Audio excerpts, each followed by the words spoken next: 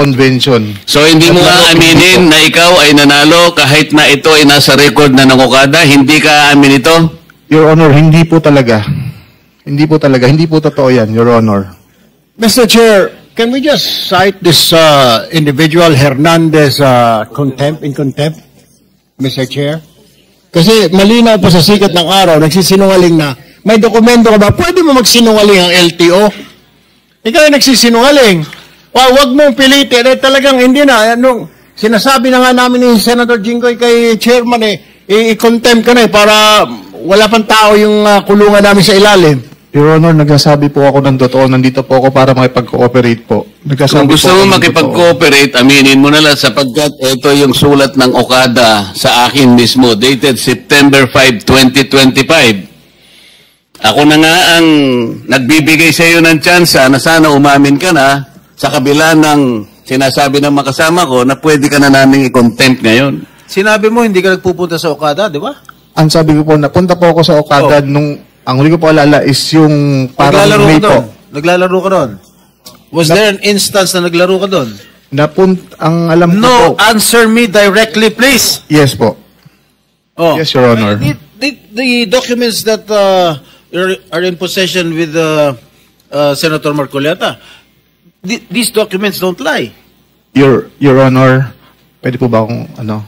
Kasi po, ang pinaliwanag po ni Honorable Marcoleta is ito daw pong last June, May,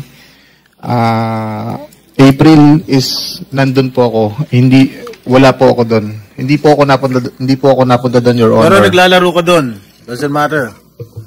Nakapaglaro po ako isang beses. Tama ba yung sinasabi ni Chairman na nagpatalo ka ng ganong kalaki halaga? Record na yan. Galing sa casino. Ang sinasabi ko sa iyo ay base sa record ng Casino Okada. Hindi namin invento ito. Kaya kung hindi mo aminin ito, mapipilitan ako pag may nag-motion dito na kasama ko at merong nag-second demotion, you will be cited in contempt. At alam mo ang naging epekto nito. I second the motion of Senator Erwin Tulfo. Is there already a motion? I did, Mr. Chair. There is a motion to cite anong pangalan na dito? Bryce Hernandez, a.k.a. Marvin Santos de Guzman, in contempt. And seconded by Senator Jinggoy. Any objection? Hearing none, the motion is approved. Mr. Committee Chair. cites in contempt Bryce de Guzman, a.k.a. Marvin Santos de Guzman, in contempt. Mr. Chair, Thank you. if I may, since he is already cited in contempt, may this representation request that hindi mo na siya ikulong sa baba. Let him stay here because we still have some questions to ask to the subject resource person, Mr. Chair. The motion is well taken. Thank you, Mr. Chair. Mr. Chair, may I ask D. Alcantara, tama po ba yung binigay na pangalan ni Chairman Marcoleta na ginamit mo doon sa Okada para magparehistro? Yes, Your Honor. Magkano ang pinapatalo nyo sa casino gabi-gabi? Ako po, yung personal ko po ay sinabi ko na po dati na 100,000 hanggang 150 po. Yung sa kanila po, hindi ko po alam kung, hindi ko naman po kasi sila kasama sa table po. With the indulgence of Senator Tulfo. Go ahead. In line with that, meron po akong impormasyon, natanong ko na si D. Alcantara last week. Sabi nga, kayo mas mahina ang loob nyo. Ako nagpapasalamat, umamin kayo na kayo nagkakasino. Na hanggang 50, 100,000 kayo kung tumaya. Tanong ko lang si Bryce Hernandez. Totoo ba, meron ako impormasyon na meron tumataya ka raw na isang hand o isang tayaan, mga 5 milyon. Ganun kalaki. Tama o hindi? Sa pera ko, Your Honor, sa pera ko po, hindi po. Sa pera ng bayan? Hindi rin po, Your Honor. Hindi, kasi yung nga sabi ni Senator Lacson ikaw ang matakaw sa kasi naglalaro ka pala at napakalakas daw ng loob mo. Yun ang totoo. Pero magkano ang iyong pagtaya? Yung malaki yung taya. Yung sabi mo na yung totoo. Pag naglalaro po ako gamit ang pera ng boss ko at nananalo po, totoo po yun. Ang tanong ko lang, with yung Senator Tulfo, no? Meron din itong informasyon na pumapasok kayo ng inyong opisina, alas 10, alas 2, umaalis na kayo, papunta na kayo ng kasino.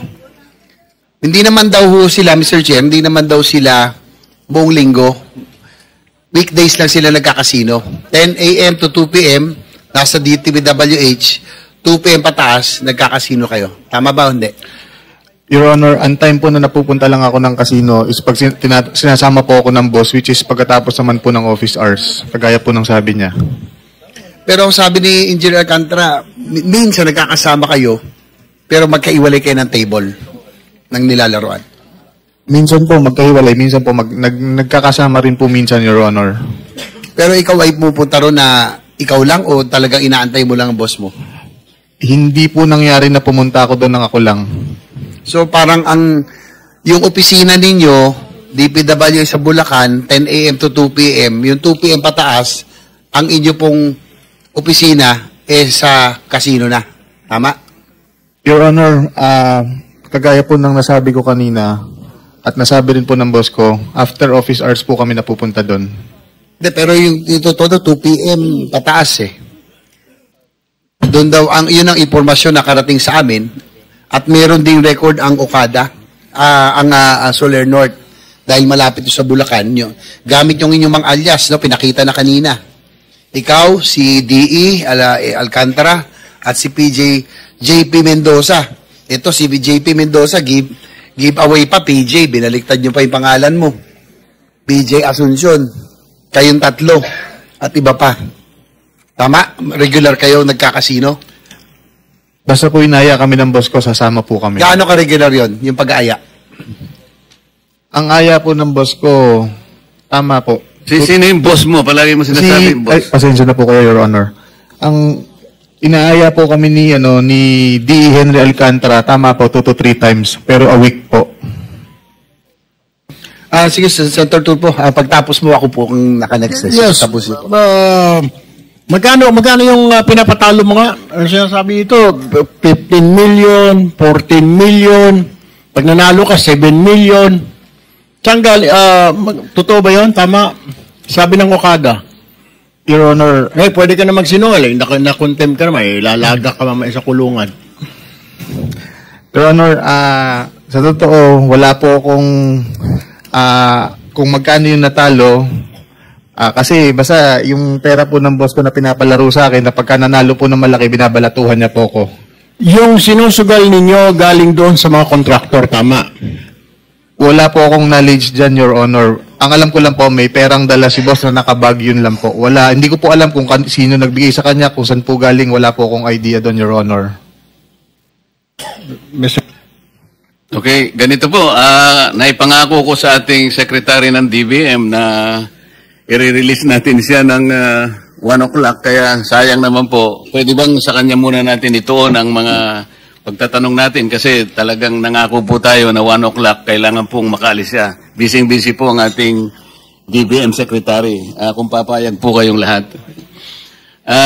Secretary Pangandaman, ito pong 2022, nakatala po sa mga record, meron po tayong NEP. Ito po flood control lang po Ang NEP po ng flood control is 139.3 billion. Pero nung magawa na po yung GAA, naging 208.9 billion. Ang insertions po ay 69.5 billion. Ibig sabihin po na increase ng halos 50%. Noong 2023 naman po, ang NEP ay 154.3 billion. Nung maging GAA po, 280 billion na, merong increase po na 126.2 billion, 82% ang increase po. 2024, 170.5 po ang net, billion, GAA, 349.3 billion, ang insertion po, 178.7 billion. Itong pinakamataas pong insertion, 105% pong itinaas. 2025, Ang NEP po natin ay 208.9 billion, GAA 346 billion, may increase pong 137 billion or 69% increase. Ang tanong po, Secretary, while you are the one providing the ceilings for the NEP, for the flood control projects, how can insertions of this magnitude be allowed? Ba't ganun po kalaki ang mga insertions? Your Honor, Mr. Chair, NEP lang po ang ginagawa natin sa executive. Opo. And then all the rest po ng madadagdag or mababawas po sa ano na po yan, sa legislative na po. Opo. Yung lahat nung dagdag. Ang aming worry lamang po, Madam Secretary, dahil ang DBM ay napaka-importanting ahensya ng ating pamahalaan, ang totoo po niyan, kayo po ay kasama sa DBCC, Opo. Development Budget Coordinating Committee. Ito pong committee ito ang nagseset ng economic and fiscal targets ng ating bansa. Tama po, Your Ibig Honor. sabihin, kayo po ang nagtitimon kung saan papunta ang ating bansa. Tama po, Halimbawa Your Honor. po, kung gusto ninyong the economy will grow by 7.5%, kailangan po ay yung mga figura, yung mga numbers na inyong nilagay doon, ay hindi naman po ma-alter arbitrarily. Kung magkakaganon po, magkakaroon tayo ng problema sa mga macroeconomic indicators na inyo pong inilatag. Binabantayan po ninyo yung mga deficit natin, balance of payment, inflation rate, poverty incidence rate, blah, blah, blah. Ayaw naman po namin isipin, Secretary, na kayo po ay isang clerk lang na tagagawa lang ng mga numbers pagkatapos lilikutin ng ganung-ganung pagkarami-rami. Hindi po ba kayo medyo parang nadidisturb naman? Bilang kayo po ay isa sa mga tumitimon sa ating direksyon bilang isang bansa. Basta-basta na lamang po ba dadagdagan ng ganun-ganun lang? Kasi po, ang pangalan ng inyong ahensya, sa aking pagkakaalam, DBM, Department of Budget and Management. Saan po pumapasok yung aspeto ng development? Management pala. Kasi Department of Budget, hindi lang kayo Department of Budget, Department of Budget and Management. Saan po papasok yung management aspect, Madam Secretary? First po, yung pag ginawa po natin yung numbers at saka yung mga budget ng different secretaries po, pag nagpo-propose sila ng kanilang National Expenditure Program. Yun po yung una. Kasi katulad po nung nasabi ko before, when they submit, medyo mas mataas doon sa ceiling. So, kailangan po ma-manage natin dun sa part na yun kasi wala naman po tayong pagkukuhanan, Your Honor, nung sobra dun sa mga hinihiling ng ating mga national government agencies. Pangalawa po, is yung doon po sa implementation stage na po. Kung pag meron na pong General Appropriations Act, doon na rin po natin tinitingnan yung management aspect po ng trabaho ng DBM po. Tinitingnan po natin kung nagagastos po nila ng tama at sa tamang oras at saka kung yun po, tinitingnan natin kung tamang oras po nila nagagastos yung kanilang mga budget, kung na-utilize po nila ito mabuti, Your Honor. Yun po.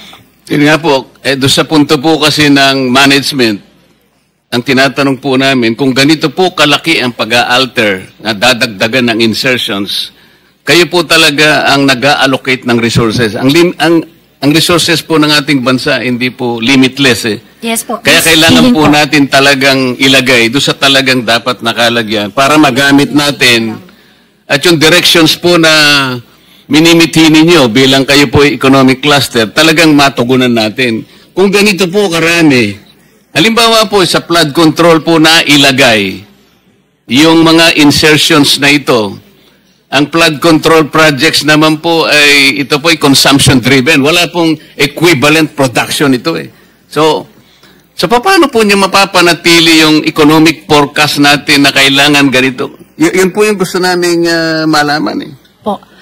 Your Honor, sa tuwing pagkatapos po ng budget deliberation, so papadala na po ng House and Senate yung version po na pipirmahan po or